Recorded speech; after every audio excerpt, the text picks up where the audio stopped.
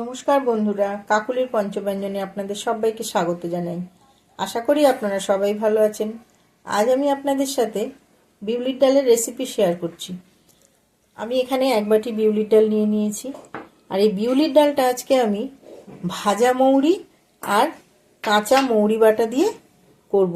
এখানে আমি 2 চামচ কাঁচা মৌরি নিয়ে বেটে রেখেছি, আর এখানে আমি 1 চামচ ভাজা মৌরি নিয়ে নিয়েছি। তো চলুন বিউলির ডালটা আমি রান্না শুরু করছি। সবার প্রথমে আমি বিউলির ডালটা ধুয়ে ভালো করে প্রেসারে 4টে সিটি দিয়ে নেব। গ্যাসটা অন করে প্রেসার কুকারে আমি বিউলির ডালটা দিয়ে বসিয়ে দিয়েছি। আমি 4টে সিটি দিয়ে নেব। দেখুন বন্ধুরা, ডালটা আমি প্রেসার কুকার থেকে নামিয়ে নিয়েছি। আমি প্রেসারে সেদ্ধ করার সময় একটা টমেটো আর 2টো কাঁচা লঙ্কা দিয়ে দিয়েছিলাম। দেখুন ডালটা সিদ্ধ হয়ে গেছে। আর 1 চামচ নুনও দিয়ে দিয়েছিলাম। গ্যাসটা অন করে কড়াইটা বসিয়ে দিয়েছি। এবার আমি কড়াই তেল দিয়ে দিলাম, সর্ষের তেল। তেলটা গরম হয়ে গেছে।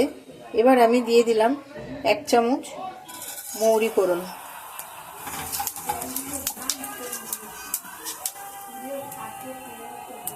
আর দিয়ে দিলাম অল্প সামান্য জিরে ফোড়ন।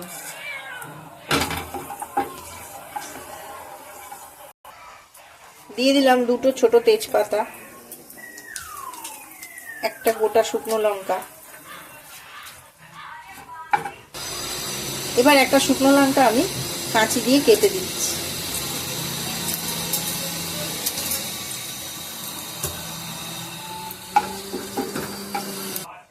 এবার দিয়ে দেবো মৌরি বাটাটা।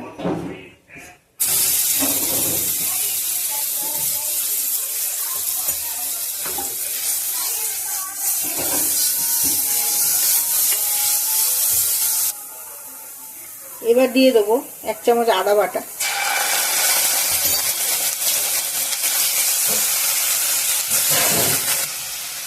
আদা আর মৌরি বাটাটা একটু কষে নেব।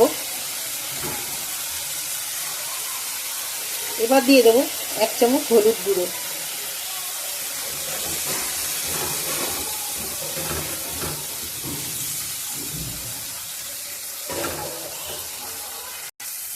সবকিছু একসঙ্গে একটু ভালো করে কষে নেব। সবকিছু কষা হয়ে গেছে। এবার আমি অল্প সামান্য জল দিয়ে দিলাম।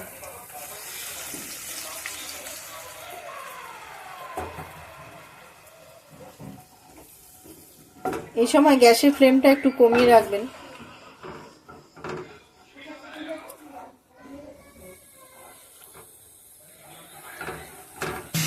এবার দিয়ে দেবো সেদ্ধ বিউলির ডালটা।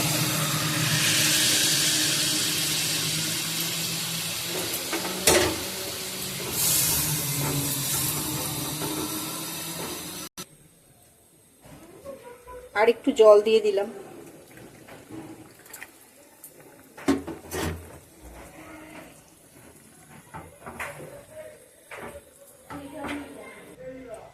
ডাল সিদ্ধর সময় আমি 1 চামচ নুন দিয়ে দিয়েছিলাম। এখন আরো 1 চামচ নুন দিয়ে দিলাম।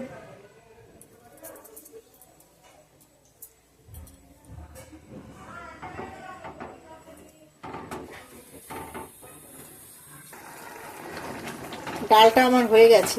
এবার নামানোর আগে দিয়ে দিলাম ভাজা মৌরির গুঁড়োটা।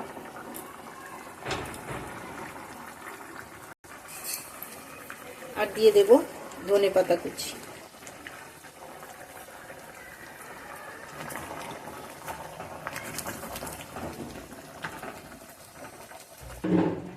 তৈরি হয়ে গেল আমার ভাজা মৌরি আর কাঁচা মৌরি বাটা দিয়ে বিউলির ডাল।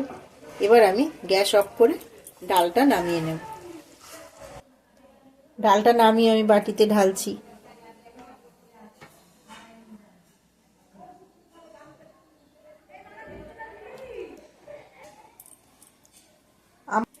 একদম তৈরি হয়ে গেল আমার ভাজা ও কাঁচা মৌরি দিয়ে বিউলির ডাল।